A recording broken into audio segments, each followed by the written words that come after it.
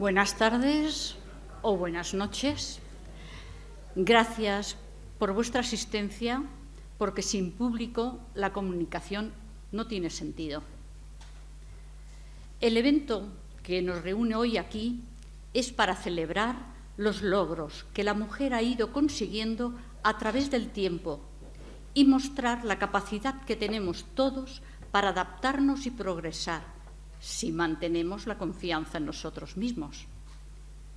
El cartel de Ernesto Gómez nos muestra a una mujer con los ojos cerrados y los sueños que quiere perseguir. Y los hilos en movimiento es esa adaptación a los cambios que se generan según sople el viento. La esperanza en la vida se refleja en esos colores cálidos y vivos. Antes de contaros en qué va a consistir el acto de hoy, quiero agradecer al Ayuntamiento y a la comarca su presencia y su colaboración, porque sin ellos hoy no estaríamos aquí. Gracias a nuestra presidenta Isabel Castillo por confiar en nosotras y en nosotros. Pero sobre todo quiero agradecer a todas las personas que se han implicado voluntariamente y con gran esfuerzo para que este acto salga adelante. ¿De qué vamos a hablar hoy? Pues vamos a hablar del pasado, del presente y del futuro. Hablaremos del pasado y del legado que nos ha dejado o que nos han dejado nuestros antecesores. Carmen Bello, profesora y exdirectora del IES Domingo Miral, nos hablará de los acontecimientos importantes en la historia de la educación y que cambiaron el rumbo para las mujeres. Tendremos como referente a mujeres que en el ámbito de la enseñanza, maestras, profesoras, lucharon por buscar la igualdad y así ejercer el derecho a una educación igualitaria que durante mucho tiempo se les había negado. Gracias al acceso a la enseñanza, las mujeres hemos podido avanzar en muchos campos y ya no se cuestiona nuestra capacidad cognitiva, pero sí hay otras situaciones en que todavía la sociedad no tiene resuelta la condición de ser mujer. Cuando hablemos del presente, el taller de teatro de la Asociación Doña Sancha quiere dirigir nuestra mirada hacia la actualidad. Hasta hace unos años, la familia solía tener estabilidad y la sociedad nos ofrecía seguridad en el trabajo, pero todo va cambiando. Hay que idear nuevas formas de vivir y amoldarse al momento presente. Eso demanda ingenio, fortaleza emocional para poder seguir progresando. Así es como la sociedad ha logrado sobrevivir a todos los cambios. Un logro personal como mujer y que hay que revalorizar es la capacidad de reinventarse cuando el camino se tuerce, cuando se fracasa o simplemente no es la senda con la que se había soñado. Tenemos que adaptarnos a las circunstancias y seguir manteniendo la ilusión, el esfuerzo, la tenacidad en el camino que nos propongamos para no desfallecer y así poder lograr renacer. También hablaremos del futuro y daremos voz a los que van a tener que enfrentarse a él. Van a comunicarnos sus referentes, la familia, la escuela, harán sus constataciones, nos mostrarán sus ilusiones y proyectos para que los tengamos presentes, porque ellos son los que pertenecerán dentro de unos años al mundo de los adultos. Esperemos saber guiar y acompañar a esas niñas, niños, adolescentes y jóvenes en este mundo que nos depara tanta incertidumbre. Si os habéis fijado, a la entrada había un cuadro. Este cuadro lo han realizado unas niñas en un taller de pintura y con ella han querido mostrar cómo se imaginan a la mujer del futuro. Y le han puesto el título de Exodiosa. Así, a lo mejor es como nos ven. Para finalizar, el grupo de teatro representará la igualdad con cierto humor y nos implicarán en una pequeña experiencia que nos propondrán. Y antes de que empiece la función, nos fijaremos otra vez en el cartel y desde la Asociación Doña Sancha queremos deciros que seguiremos soñando y moviendo hilos para poder celebrar pequeños y grandes logros todos juntos, porque creemos que no es solo cosa de mujeres. Bienvenidos a lo que hoy nos ocupa, disfrutar de lo que se os ofrece y dejaros sorprender.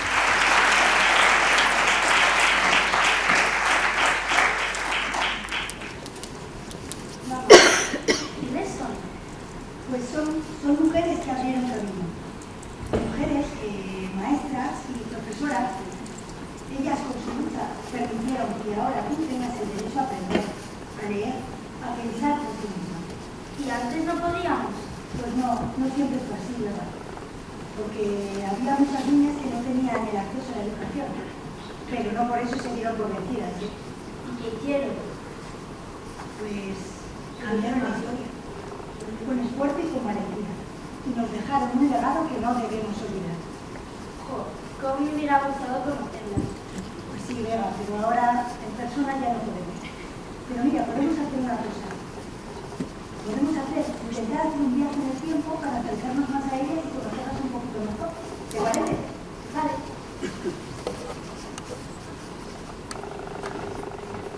Hablaban hace un momento del viaje, de un viaje que vamos a realizar al pasado. Pues bien, antes de iniciar ese viaje, antes de trasladarnos al pasado, yo sí que, en primer lugar, quiero desearos a todos que tengáis una muy buena tarde. Y, en segundo lugar, también quiero, de alguna manera, precisar en qué consiste mi intervención. Porque el objetivo fundamental de la presentación que a continuación os voy a mostrar no es otro que el de realizar una información, aportar una información muy reducida, muy simplificada, sobre lo que ha sido la formación, la educación de la mujer en España en nuestra historia reciente. Educación, formación, que como todos sabemos son imprescindibles para alcanzar esa deseada igualdad. Bien, en esta intervención mía yo voy a hacer referencia a 4 épocas que, si bien es verdad que se producen todas ellas de forma, dijéramos, consecutiva, cada una de ellas va a tener sus correspondientes peculiaridades educativas, por así decirlo. Así pues, en un principio, haré referencia de forma muy rápida al siglo XIX. Posteriormente me centraré en el primer tercio del siglo XX. Un poquito más adelante haré referencia a ese periodo comprendido entre la década de los 40 y el año 1978, momento en el que se aprueba nuestra actual Constitución. Y ya pues finalmente haré una muy breve referencia a la actualidad. Bien, si nos trasladamos al siglo XIX, hay que tener en cuenta que es en la Constitución de 1812, en la de las Cortes de Cádiz, en la vulgarmente conocida como la PEPA, es en esa Constitución cuando realmente en España comienza a concedérsele una cierta importancia a la educación. Hay una fecha especialmente significativa en este siglo, que es 1857, cuando se aprueba la Ley de Instrucción Pública, normalmente conocida como Ley Moyano, en tanto en cuanto fue don Claudio Moyano, ministro de Fomento en aquel momento, el máximo responsable de la aplicación de esta norma. Hay que tener en cuenta que esta ley ha sido la más longeva de cuantas hemos tenido en el sistema educativo español, puesto que se mantuvo vigente hasta el año 1970, con diferentes modificaciones, pero su vigencia se prolonga hasta ese momento. De hecho, es muy probable que muchos de los que nos encontramos en esta sala hemos sido formados, educados dentro de este marco educativo. Fundamentalmente, todos aquellos que nacimos con anterioridad al año 1960. Bien, es importante también en estos momentos hacer referencia al contexto educativo que en estos momentos teníamos en España. Hay una serie de trabajos que, utilizando como punto de referencia el censo del año 1877, se pone de manifiesto que en la población española, con edades comprendidas entre los 7 y los 35 años, el 66,3% de la población española era analfabeta. Pero si realmente nos centramos en lo que afecta al caso concreto de la mujer, esa cifra se incrementa hasta el 77,3%.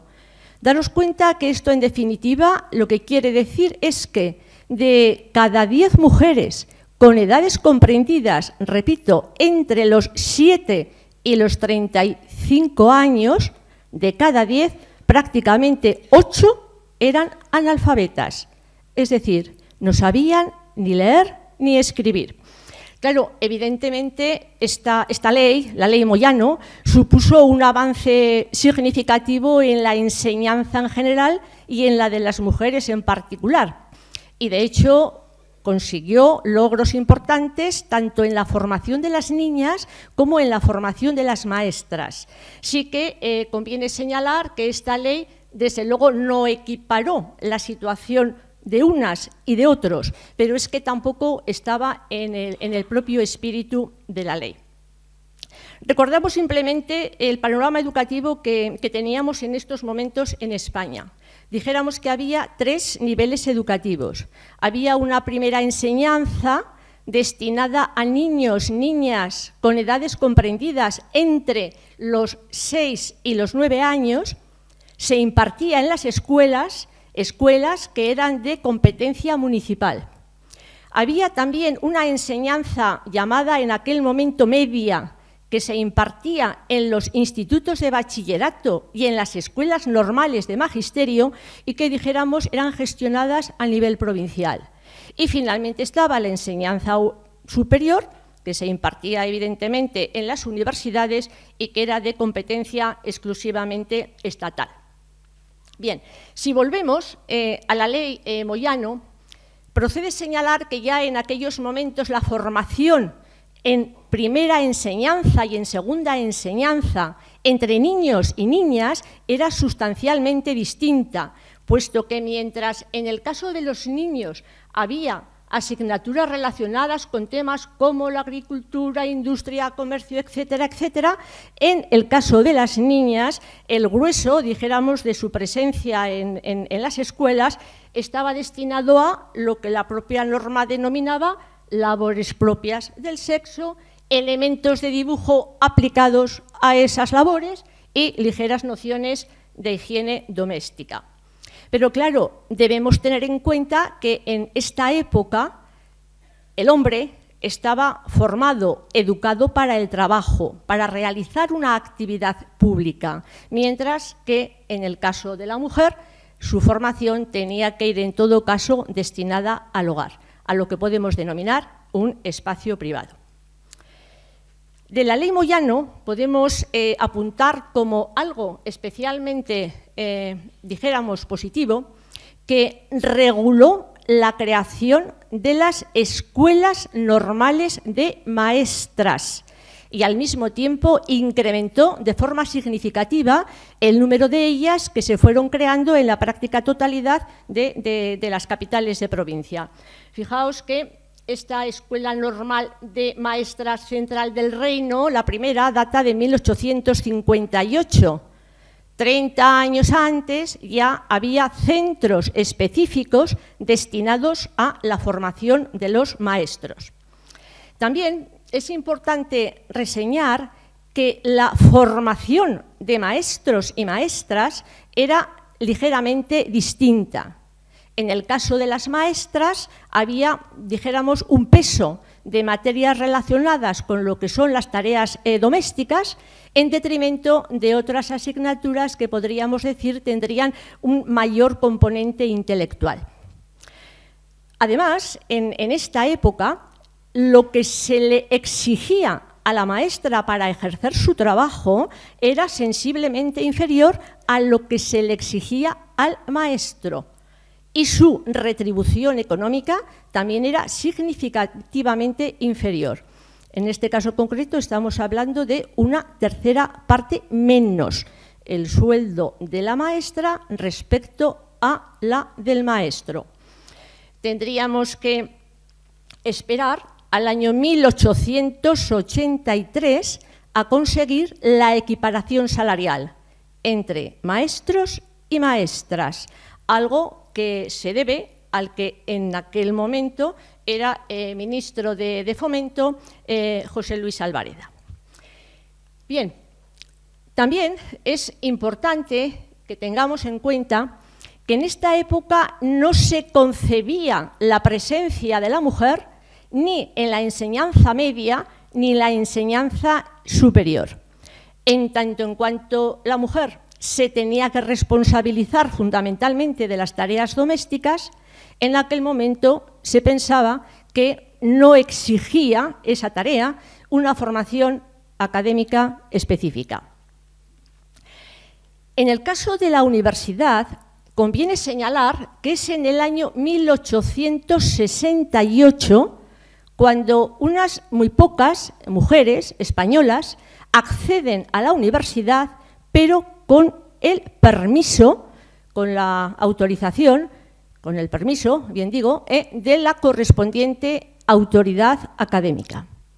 Tenemos diferentes ejemplos de algunas mujeres que accedieron a la universidad en estas condiciones. Y por aquello de simplificar un poquito el tema, me voy a centrar solamente en una que seguramente nos pueda resultar relativamente conocida. Me estoy refiriendo a Concepción Arenal. Concepción Arenal estaba especialmente interesada en realizar estudios de Derecho y en este momento necesita el permiso del rector de la entonces denominada Universidad Central de Madrid para poder acudir como oyente a la Facultad de Derecho. Se le exige que su vestimenta sea decorosa y es por lo que ella opta por cortarse el pelo, vestir levita, capa, sombrero de copa y además para poder llegar a la universidad tiene que ser acompañada por algún familiar, de tal manera que, llegando a la puerta de la facultad, un conserje, un bedel, la acompaña hasta una sala a la que la irá a buscar el profesor responsable de la materia correspondiente, que la dirigirá al aula y, separada de sus compañeros y en un lugar especialmente habilitado para ello, estará atenta a las correspondientes explicaciones. Bien, este ritual que acabo de describir se repetía igualmente a la salida. Claro, es importante precisar que Concepción Arenal no cursó la carrera, no hizo exámenes, no consiguió el correspondiente título, pero sí que adquirió una formación jurídica que le permitió ser pues, una voz, dijéramos, relevante en esa época. De hecho, reivindicó en muchas ocasiones la posibilidad de que la mujer accediera a los estudios superiores. Fue autora de diferentes libros, como por ejemplo La mujer del porvenir, publicado en el año 1869, y también colaboró de manera muy activa en un congreso pedagógico que tuvo lugar al finalizar este siglo y del que un poquito, dijéramos más adelante, hablaremos de él. Bien, en estos momentos, 1876, surge la conocida Institución Libre de la Enseñanza, de la que mucho podríamos hablar, pero yo simplemente me refiero a ella, puesto que es una institución que apostó por favorecer el acceso de la mujer a su formación cultural y a su realización profesional. Esta institución libre de enseñanza fue precursora, por ejemplo, de la Escuela de Comercio, que se crea en el año 1878, de tal manera que las mujeres que acuden a esta escuela reciben formación como para posteriormente poder realizar diferentes actividades de tipo mercantil. La Institución Libre de Enseñanza también fue precursora de la Escuela de Correos y Telégrafos, de tal manera que, igualmente, las mujeres que allí acuden pueden posteriormente desempeñar oficios relacionados con el servicio telegráfico y postal. Estamos hablando, pues, de una época en la que ya comenzaba a reconocerse la capacidad de la mujer para realizar diferentes oficios, pero no obstante, su incorporación al mundo laboral era muy escaso y las retribuciones económicas especialmente precarias. Otro, dijéramos, acontecimiento importante que tiene lugar en el siglo XIX es el Congreso Pedagógico que se realiza en el 1892. En este año, 1892, se estaba celebrando el 4º centenario del descubrimiento de América. Había programados una serie de actos entre los que se enmarcaba la celebración de este congreso en Madrid. A este congreso acuden, por así decirlo, los intelectuales de la época, pero voz destacada fue la de Emilia Pardo Bazán. Ella, en sus múltiples ponencias que realiza en este congreso, reivindica el acceso de la mujer a la enseñanza superior, al sistema educativo y a los trabajos remunerados. Hay que tener en cuenta que en lo que concierne a la enseñanza primaria, en estos momentos la situación había mejorado de manera sustanciosa, puesto que si en 1850, mitad de siglo, las niñas representaban el aproximadamente 30% de la matrícula, en el caso del 85, 35 años después, un poquito antes de que se celebrase este congreso, ese porcentaje ya se había incrementado al 44,5%. Pero la presencia de la mujer era insignificante, tanto en la enseñanza media como en la enseñanza superior. Fijaos que en estos momentos solamente 7 alumnas cursaban estudios universitarios. De este congreso podemos decir que fue tremendamente polémico, en tanto en cuanto había posiciones muy enfrentadas. No obstante, finalizó sin acuerdos significativos, pero sí que de alguna manera preparó el terreno para que ya en el siglo XX hubiera avances legislativos significativos. Pues bien, pasaríamos a esta segunda etapa, siglo XX, y me centro en el primer tercio de este siglo. Y comenzamos con que en el año 1900 se crea el Ministerio de Instrucción Pública y Bellas Artes. Nunca antes la educación en España había sido merecedora de un ministerio. Por primera vez se crea un ministerio que sería lo más parecido a lo que en estos momentos conocemos como Ministerio de Educación. Además, este ministerio surge con el firme propósito de que cuantas reformas educativas se vayan introduciendo afectarán por igual a hombres y a mujeres. El primer ministro fue el conde de Romanones, especialmente preocupado en dignificar la primera enseñanza y el magisterio. De hecho, como reforma sustancial, establece la obligatoriedad de la enseñanza en una franja de edad comprendida entre los 6 y los 12 años. Obligatoriedad un tanto, dijéramos, cuestionada, puesto que nos consta que en aquel momento había un alto grado de absentismo escolar. Desde el punto de vista de la enseñanza general, también se produce un avance importante, puesto que en el año 1901 el Estado asume el pago a maestros y maestras, Hasta este momento esto era competencia de la autoridad municipal y se encontraban situaciones, dijéramos, en algunos casos especialmente pintorescas. Y en lo que respecta a la mujer, nos encontramos con que en 1902 la mujer aparece ya como vocal en las juntas provinciales de enseñanza, algo, dijéramos, parecido a lo que en estos momentos serían los servicios provinciales de educación. Juntas provinciales que tenían como función planificar la enseñanza en esa provincia. Pues bien, en estos momentos, ya a partir del 1902, tiene presencia la mujer. Pero si nos hemos de quedar con una fecha, esa necesariamente tiene que ser el 1910, porque en este año, siendo consejera de Instrucción Pública la ya mencionada Emilia Pardo Bazán, se publica una orden, casualmente fecha 8 de marzo, casualmente, se publica una orden en la que se regula el acceso de la mujer a la universidad en igualdad de condiciones que el hombre. Luego, fecha importante en lo que respecta a la formación superior de la mujer.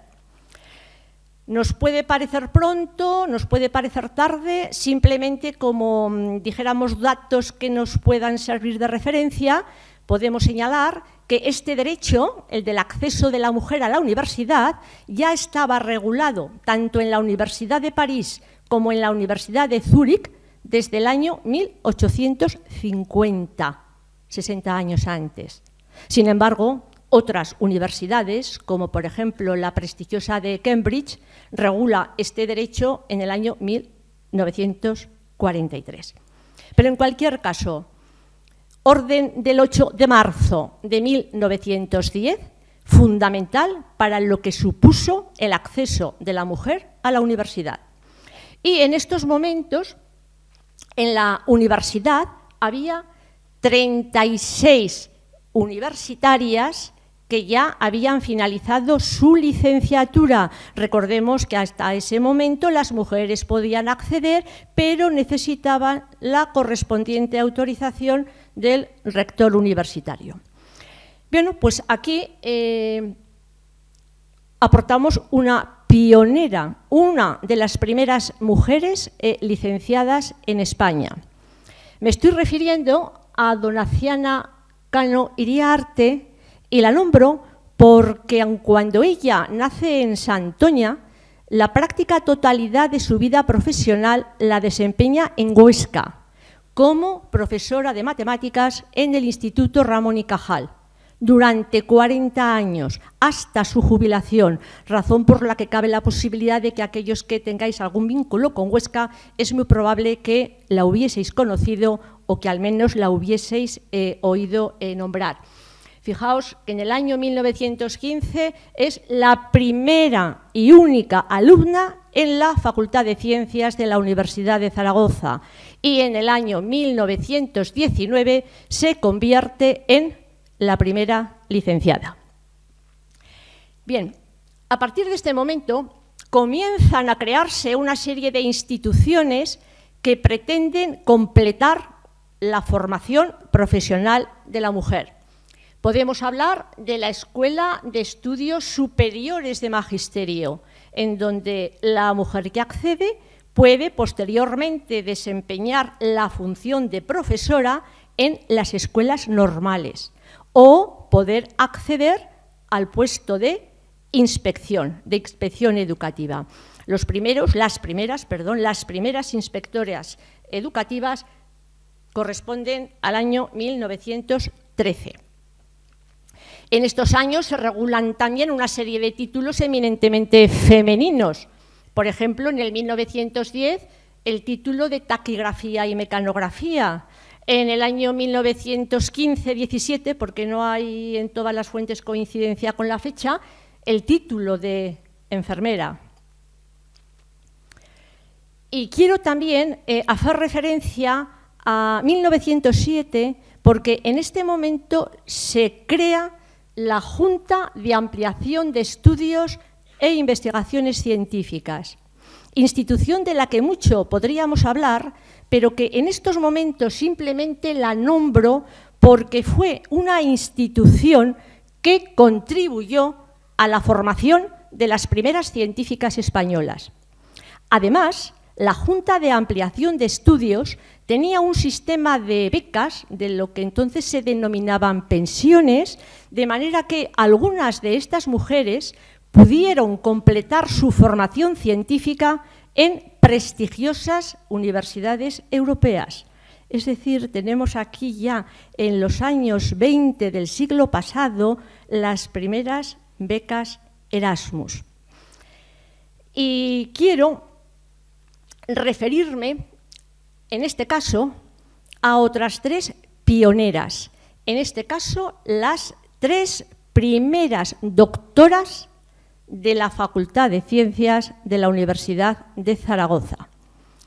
Una de ellas, Ángela García de la Puerta, que como consecuencia de esas becas de la Junta de Ampliación de Estudios puede completar su formación científica en la prestigiosa Universidad de Dresde.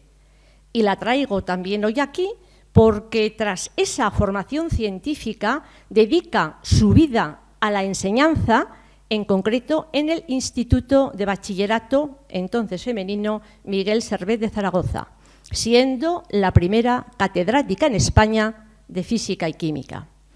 Junto con ella tenemos a Genara Arnal Yarza, de Zaragoza, que también tuvo la oportunidad de completar su formación científica en la Universidad de Basilea y que buena parte de su vida profesional la desempeñó en el Instituto de Calatayud, uno de los más antiguos existentes en Aragón.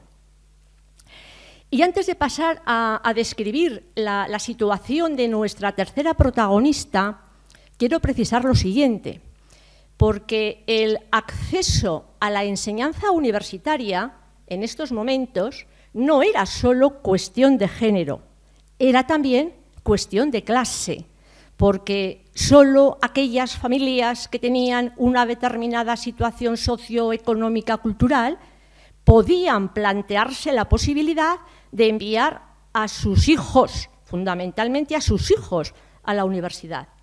Pero en el caso de que la familia optara por enviar a sus hijas, es porque ya en el seno de esa familia había una clara conciencia de la importancia de que la mujer fuera formada en igualdad de condiciones que el hombre. Pero es que además hacía falta una tercera circunstancia, y es que sobre la mujer que ya ha llegado a la universidad, sobre ella concurriesen una serie de circunstancias que le resultasen favorables. Por esa precisa razón, traigo aquí a nuestra tercera protagonista. Estas 3 mujeres, insisto, son las 3 primeras doctoras. ¿Cuál de ellas fue la primera? Pues es que en realidad las 3 presentan sus tesis doctorales en un margen de 2 meses, entre finales del año 1929 y principios del año 1930. Bien, pues decía, nuestra tercera protagonista es María Antonia Zorraquino, que al igual que sus otras 2 compañeras, se doctora en la Facultad de Ciencias de la Universidad de Zaragoza en el año 1930.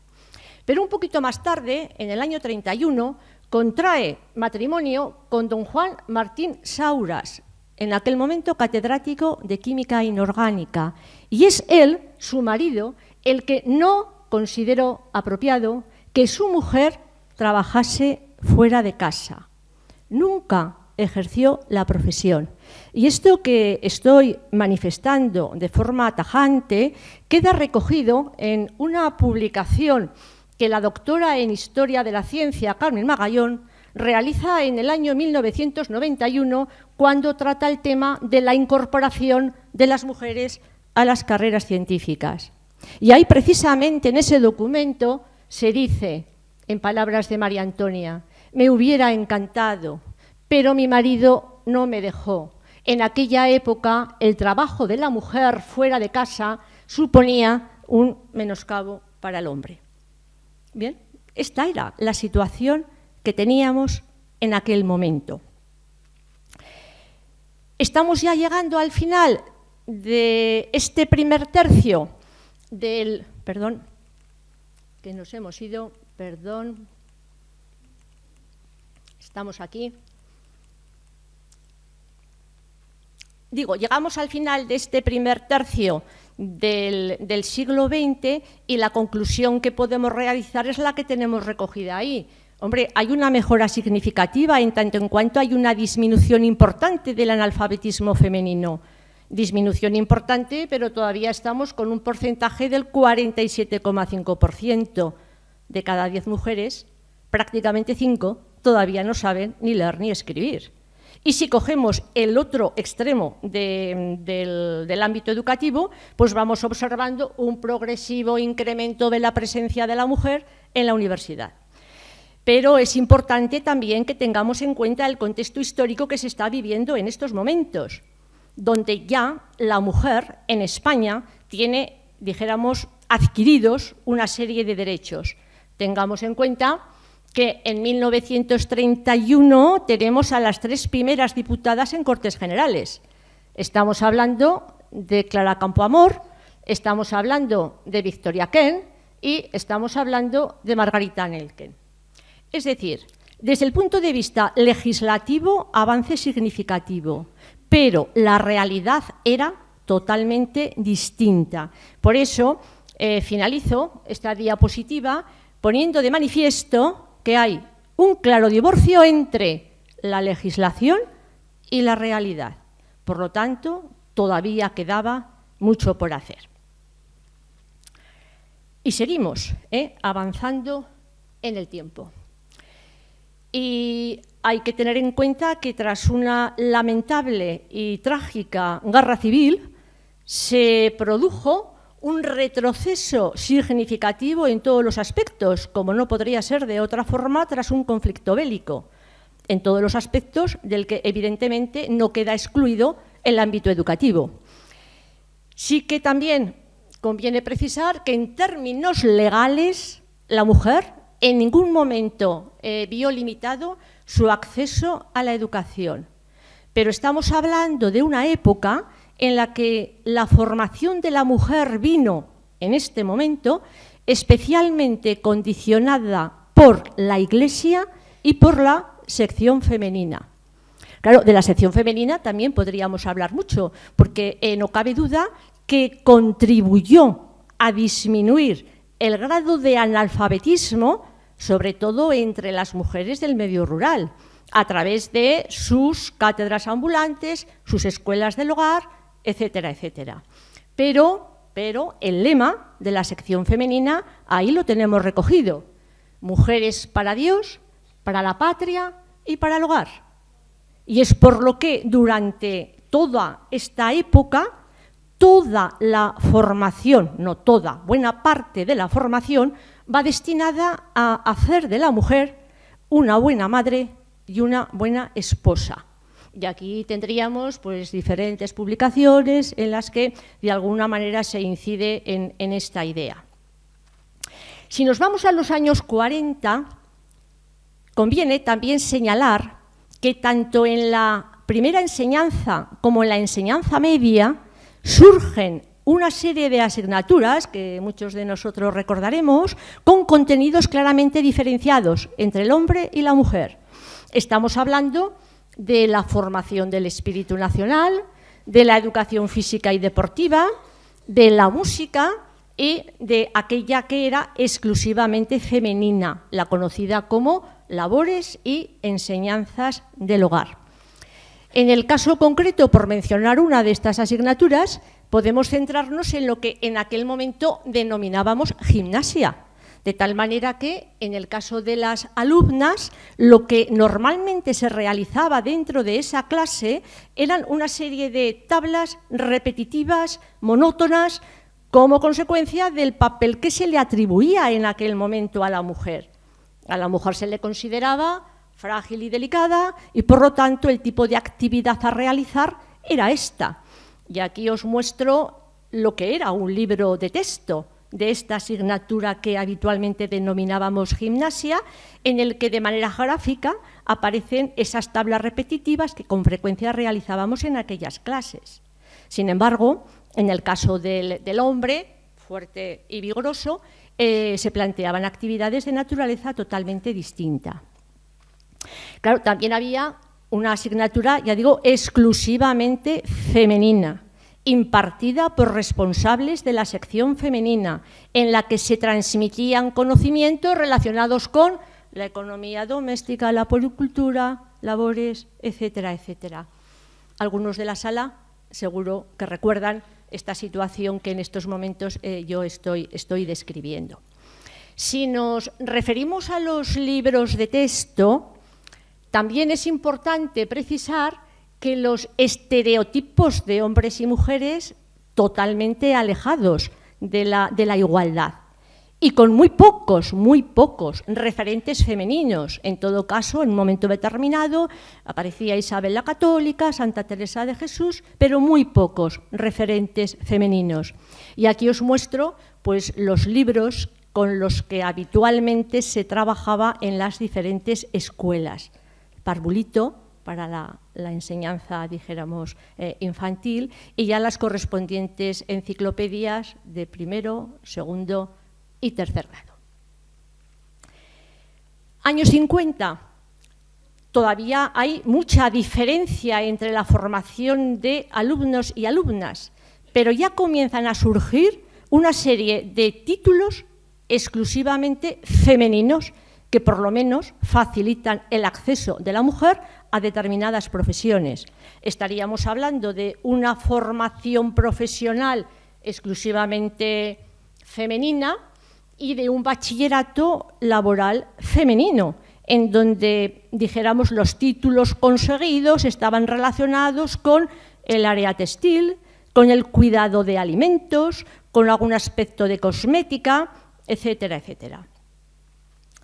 En este momento, y hablamos ahora del año 1955, se crean las universidades laborales, que contribuyeron de una forma maravillosa a la formación profesional y también en grado medio de muchas generaciones de jóvenes procedentes fundamentalmente del mundo rural. La primera fue Gijón, 1955.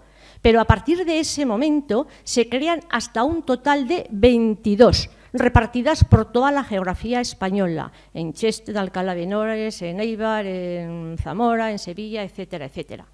De esos 22 centros educativos, solo 2 fueron femeninos, lo que evidentemente pone de manifiesto que en lo que respecta a la inversión pública se favorecía de manera significativa la formación del hombre frente a la formación de la mujer.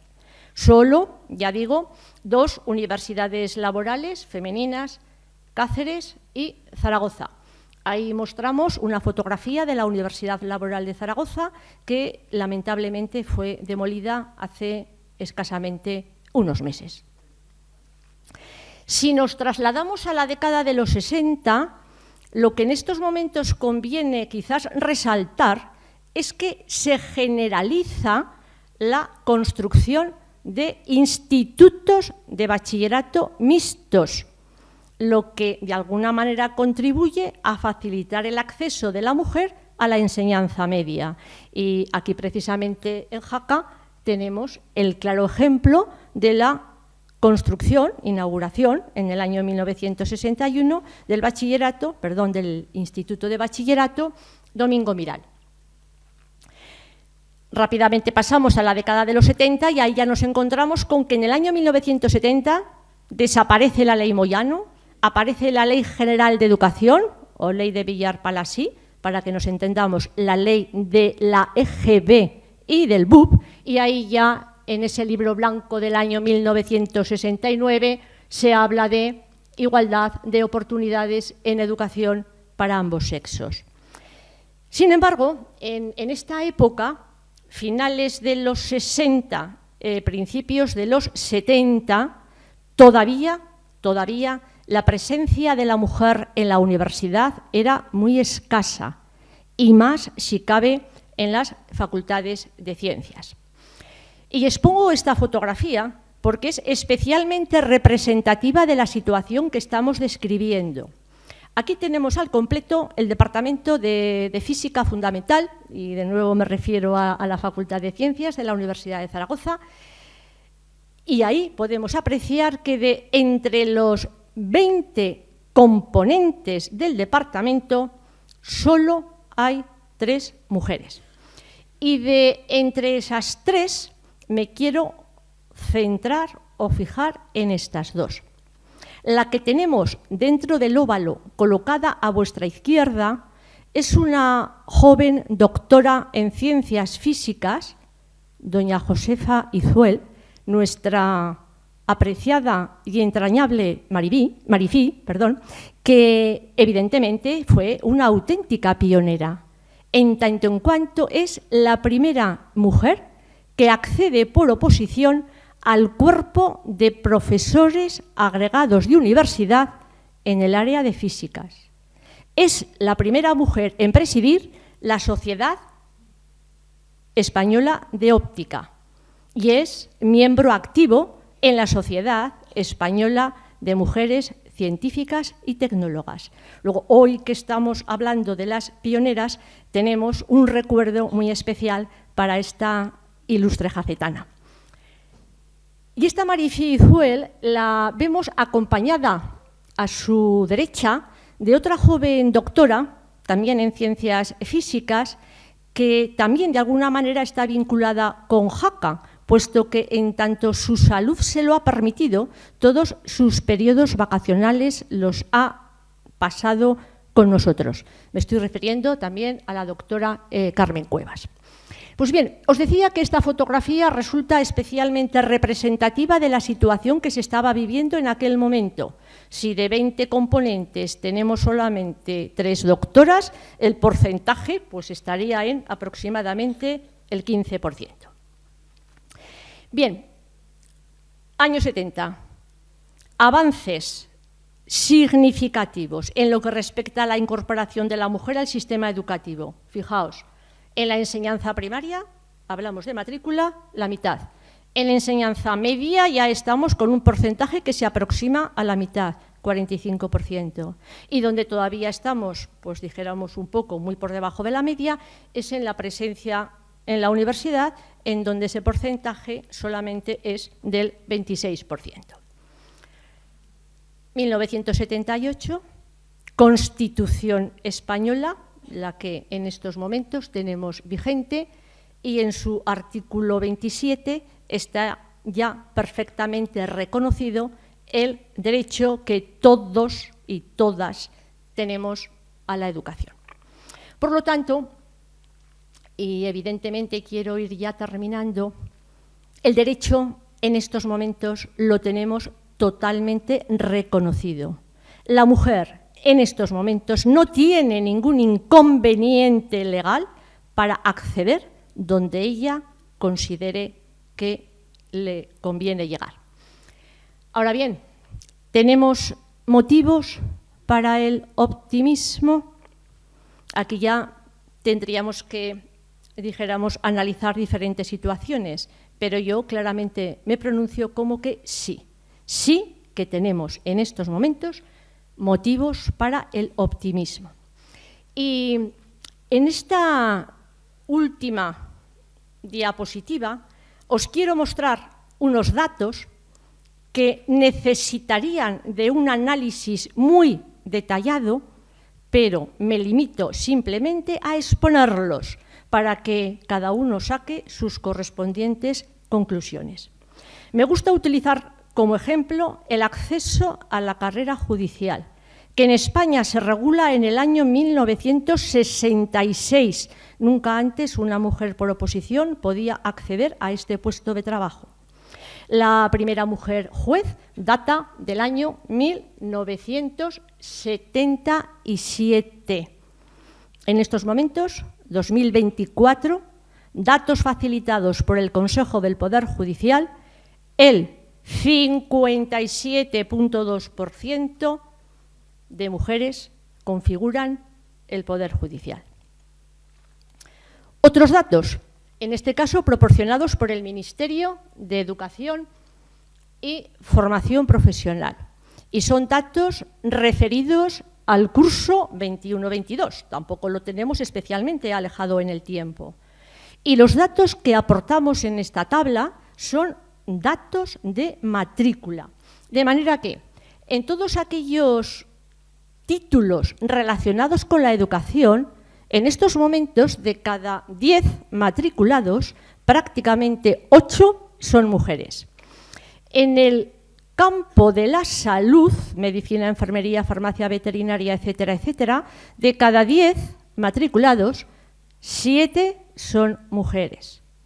En ingenierías, el dato es totalmente distinto, de cada 10, 3. En informática, de cada 100, 15. Y deliberadamente no hago referencia a ciencias, a las facultades de ciencias, porque en contra de lo que a veces se plantea, desde hace ya muchos años, la distribución del alumnado es totalmente homogénea, entre hombres y mujeres. Y unos últimos datos, los que facilita la Universidad de Zaragoza correspondiente al curso académico actual.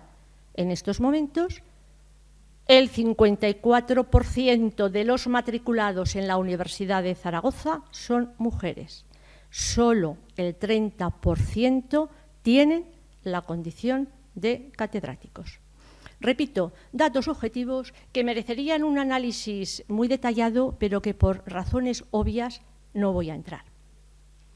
Y sí que ya, para terminar, sí que me gustaría realizar la siguiente precisión, porque en mi intervención he hecho referencia a muchas mujeres que, bien por su formación, bien por su profesión, han tenido una clara relevancia social.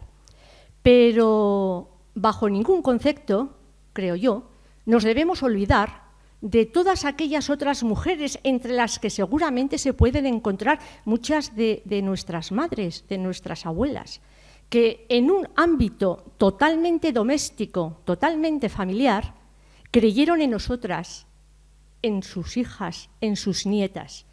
Nos transmitieron el valor del esfuerzo y la importancia de tener una muy buena formación para de esta forma llegar a ser mujeres libres. De manera que sí, ahora ya termino manifestando mi admiración, mi reconocimiento y mi agradecimiento a todas esas mujeres que en el ámbito familiar o en el ámbito profesional nos han facilitado el camino y nos han permitido llegar hasta aquí. Queda por hacer, pero lo conseguido es mucho. Muchas gracias a todas ellas y muchísimas gracias a todos vosotros por vuestra atención. Muy buenas tardes. ¿Y ahora todo está bien? Bueno, hemos avanzado mucho, Eva, pero todavía quedan muchísimas cosas por resolver. ¿Qué cosas?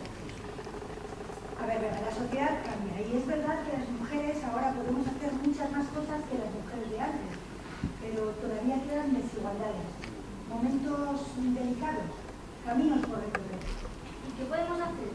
Pues reinventarnos, como hacían ellas en el pasado y como hacemos nosotras todos los días. Adaptarnos. Eso es adaptarnos, ser fuertes, seguir luchando. Como cuando se me cae la torre de piezas y lo vuelvo a construir. Exacto, ¿verdad? Lo mismo se le pone a mí.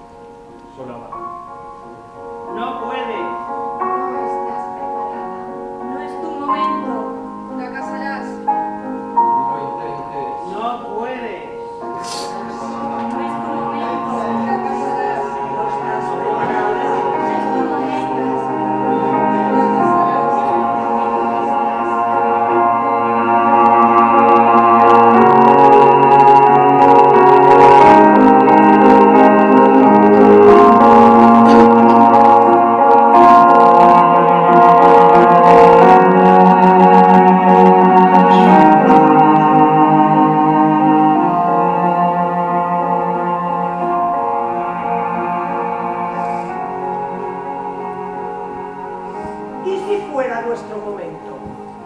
¿Y si el miedo fuera solo una excusa? Reinventarse no es convertirse en otra persona, es encontrar el verdadero ser.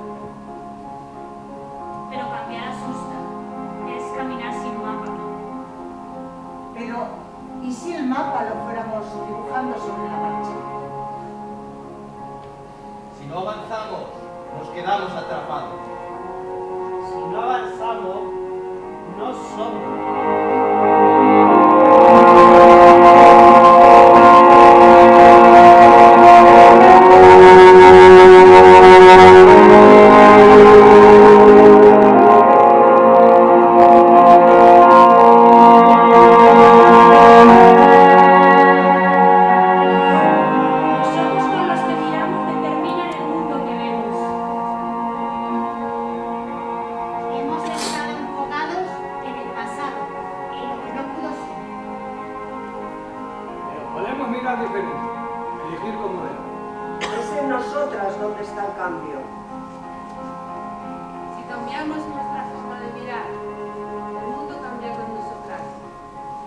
Entonces, abramos los ojos.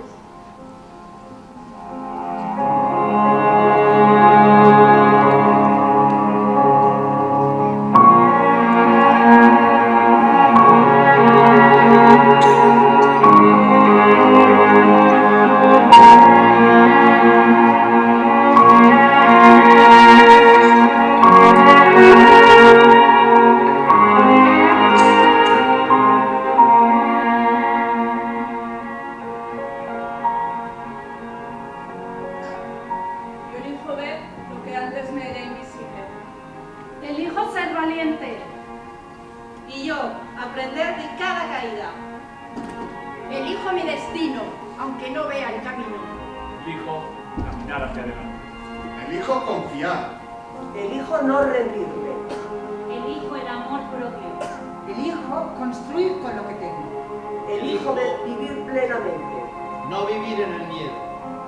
Elijo soltar lo que me pesa. Yo, avanzar sin mirar atrás.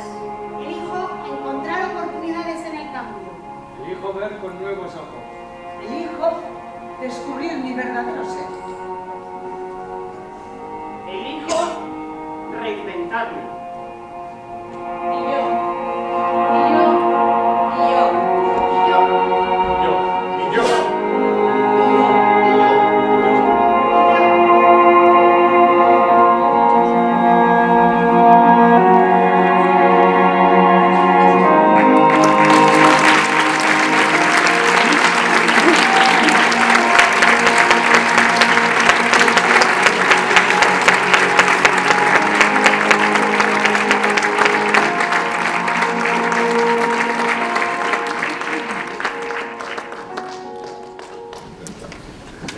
Mamá, tengo una idea.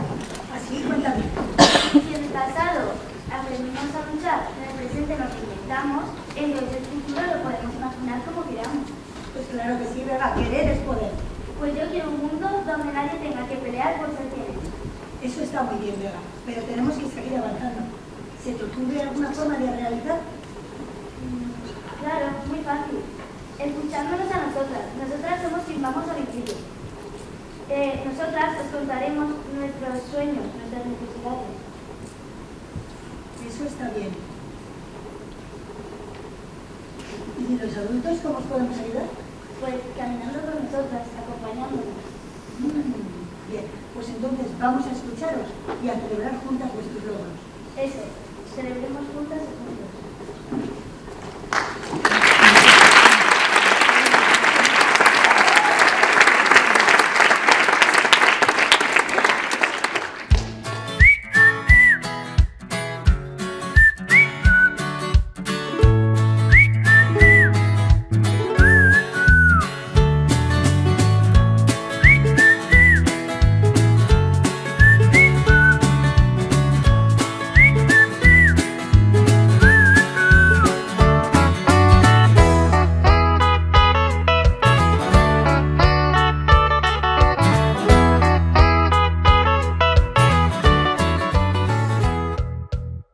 Me llamo Paula, tengo 7 años y voy al colegio Monteroel. Me llamo Ian, tengo 7 años y voy al colegio Monteroel. Me llamo Carla, tengo 11 años. Me llamo Lua, tengo 11 años. Yo me llamo Ayla y también tengo 11 años. Y voy a dibujo porque me gusta dibujar. Me llamo Ara, tengo 12 años y vengo al taller de robótica. Yo soy Hugo, tengo 12 años.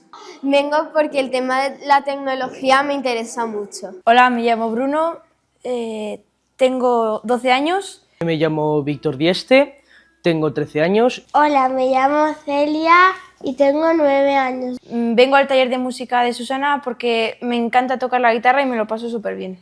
¿Te gustaría ser como tu mamá o como tu abuela? ¿Por qué? ¿Qué te gusta más de ellas?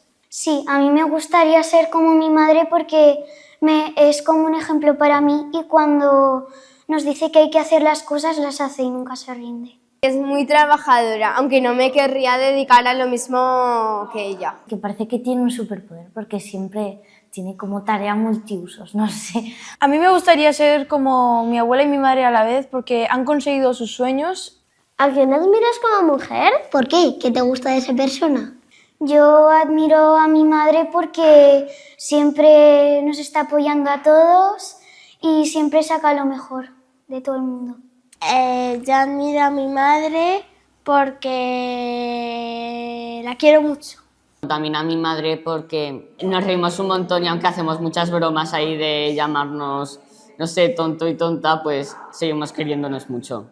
Pues la verdad que yo admiro a mi profesora de mates. Tiene que tener un montón de paciencia con nosotros porque, no sé, somos un montón y no sé cómo lo hace. Dentro del campo de lo que yo quiero ser de mayor, Marie Curie sí que sería una de ellas. Pudo ser científica y descubrir 2 nuevos elementos y ganar 2 premios Nobel. Yo admiro a Susana porque he visto que ha conseguido hacer su sueño y se la ve muy feliz y molaría ser como ella. ¿Crees que las niñas vemos el mundo de manera diferente? Yo no veo las cosas diferentes por ser niña. Yo creo que las mujeres sí que ven un poco la vida así diferente porque la han tenido muchísimo más difícil. Sí lo ven diferente, pero también no está mal que cada uno veamos el mundo como queramos. ¿Cómo se tendrían que valorar las opiniones de las mujeres? Molaría que todos fuéramos iguales. Entonces que se valorara un poco más lo de dejarnos jugar. Pues las opiniones de las mujeres deberían ser vistas y valoradas exactamente igual que la de cualquier otro tipo de persona. ¿Qué quieres ser de mayor? No lo sé. Yo de mayor quiero ser astrofísica. Pues yo de mayor quiero ser agricultor. Yo tengo pensado ser maestra. Yo quisiera ser o bailarina o cantante. Yo de mayor quiero ser programador de videojuegos. Me encantaría ser arqueólogo y también me gustaría ser bombero. No sé, cuando sea más mayor ya veré un poco qué puedo hacer porque ahora no tengo ni idea. ¿Cómo serán los colegios del futuro? Yo me los imagino como... estamos ahí en clase, bueno, pues con pupitres y un ordenador delante nuestra y un robot que nos da clases. El colegio del futuro para mí, yo creo que sería muchas más pantallas. Los exámenes serán con el ordenador. Que ahora las cosas se podrán ver en 3D, por ejemplo, como un holograma. También pienso en que cuando estamos en los recreos, ahora me gusta porque está empezando a venir las chicas a jugar a vóley con nosotros. Y yo creo que al final acabaríamos estando más chicas y chicos más o menos igualados. ¿Y los profes del futuro? ¿Cómo trabajarán en las escuelas? Normales como ahora, pero en vez de explicando, pues pondrán más cosas en la pantalla. ¿Se vestirán más de moda? La mayor parte de las asignaturas nos las enseñarán ya los robots. Si quisiera un robot nos podría enseñar a lo que quisiese. Eso no mola. Si pudieras inventar algo para aprender mejor, ¿qué invento sería? Yo me imagino así como unas lentillas para los ojos y que allí puedas ver si he recibido un mensaje, si me está llamando alguien. Un cerebro, te lo pones y ya directamente te sabes todas las respuestas. No sé, como una especie de teletransporte, pero que solo se pueda utilizar Por ejemplo, cuando un familiar está malo, pues utilizar ese teletransportador para ir a visitarle y cuando ya se acabe el descanso, volver. Que hubiera una pizarra, pero lo que pasase sería que cuando la profesora está echando demasiado la bronca, que la pizarra le dijera, no, para. Un robot que traspase todas las cosas del libro como a un resumen o que cambie palabras difíciles por unas más sencillas. Pues yo intentaría crear algo para que las personas tengan muchísima más atención. Algo así como una pastilla o algo por el estilo que hagan que estén completamente atentos, no se distraigan. ¿Qué cambiarías para que el cole del futuro sea más divertido y creativo? Necesitamos estudiar más artística y que las cosas que dibujemos en artística que las pongan por los pasillos. Pintar los muros así con pinturas de los niños.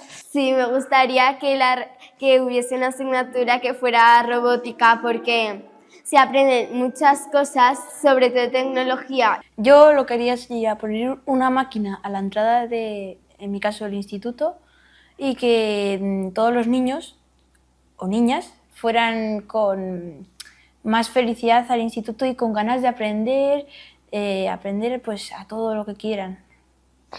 Menudos discursos. Está dando discursos.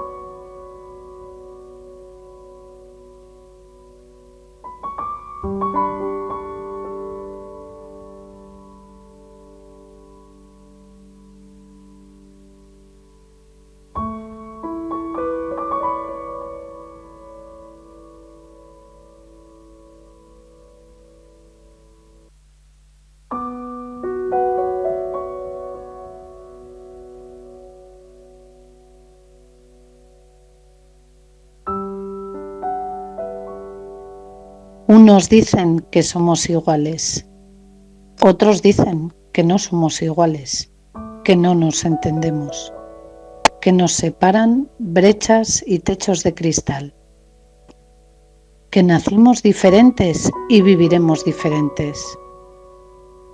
Ha llegado el momento de comprobar si es verdad. Bienvenidas y bienvenidos.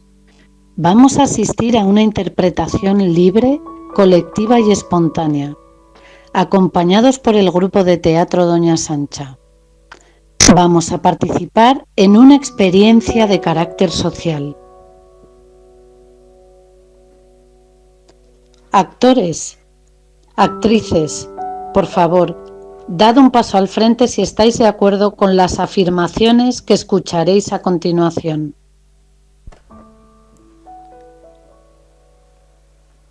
Tengo un animal de compañía.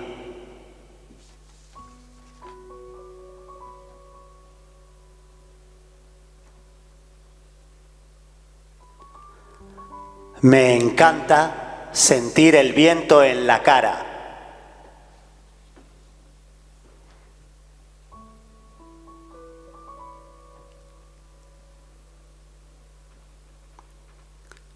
Me gusta nadar.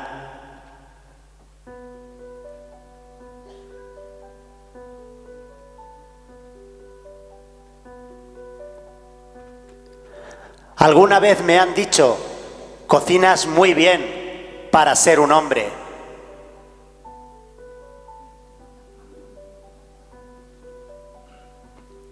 He sido la graciosa o el gracioso de clase.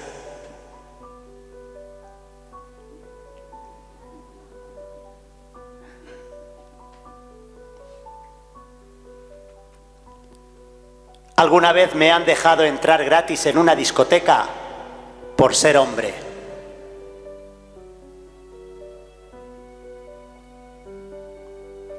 Alguna vez he llorado viendo una película.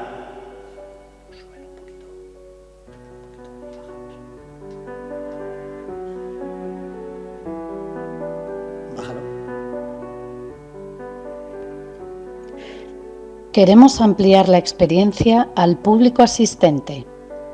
Nuestras actrices y actores invitarán a subir al escenario a aquellas 15 personas que voluntariamente quieran dar un paso en contra de la desigualdad. Nosotros les acompañaremos en todo momento.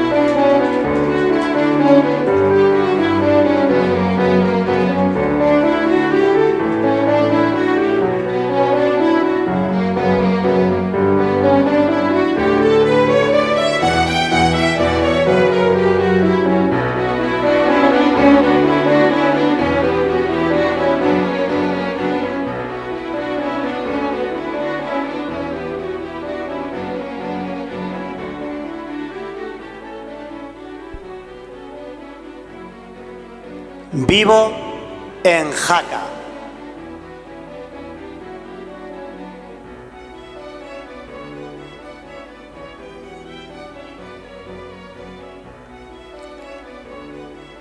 Me gusta correr.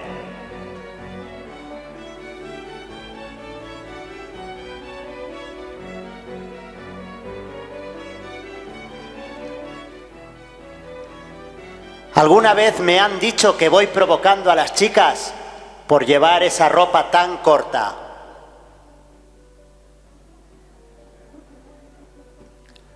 Alguna vez he sentido miedo.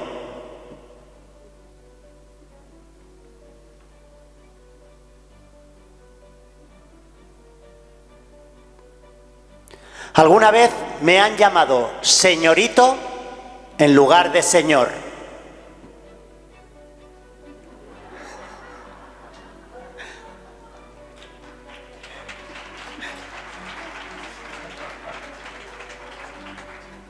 Alguna vez me han partido el corazón.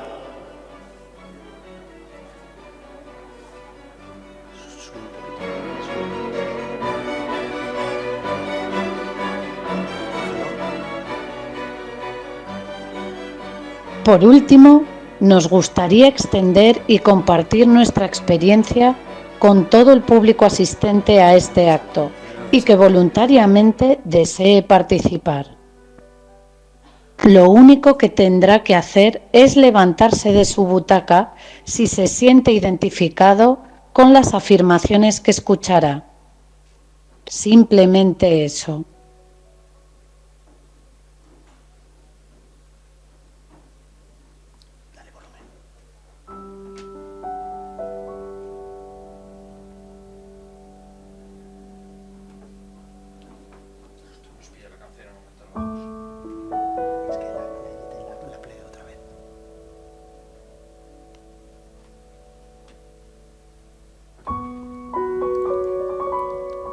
Me encanta pasear.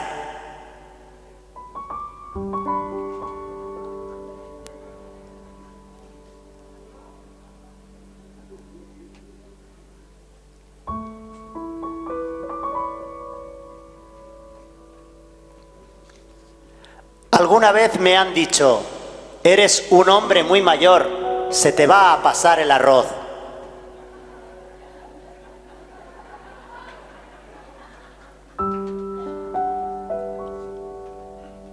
Alguna vez me he sentido en soledad.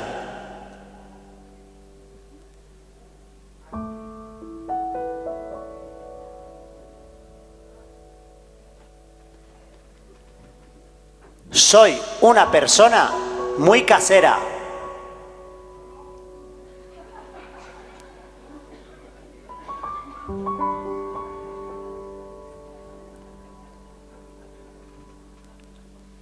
Alguna vez me han dicho, conduces muy bien para ser un hombre.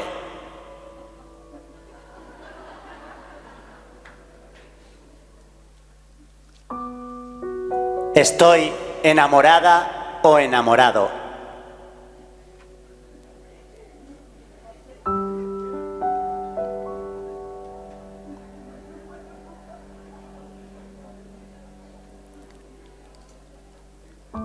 Alguna vez me han dicho, las mujeres no lloran.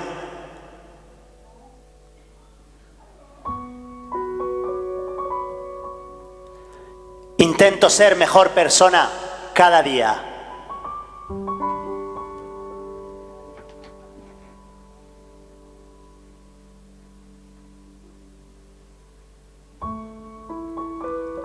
Cobro un sueldo más bajo por el hecho de ser hombre.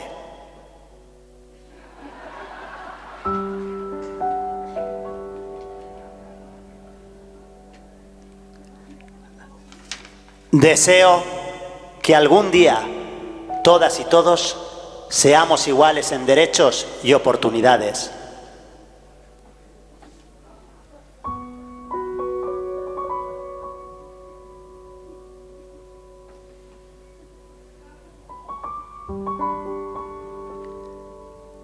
Aplaudo con ganas cuando un espectáculo me gusta.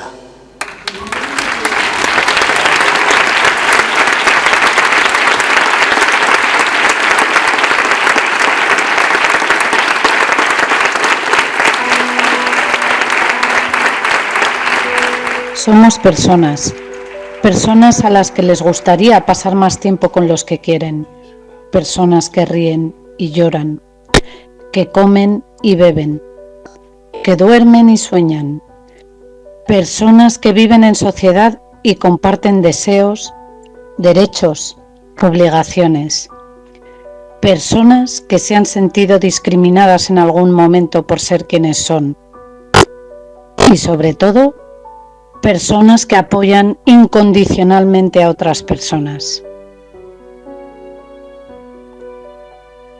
Muchas gracias. La experiencia social ha terminado.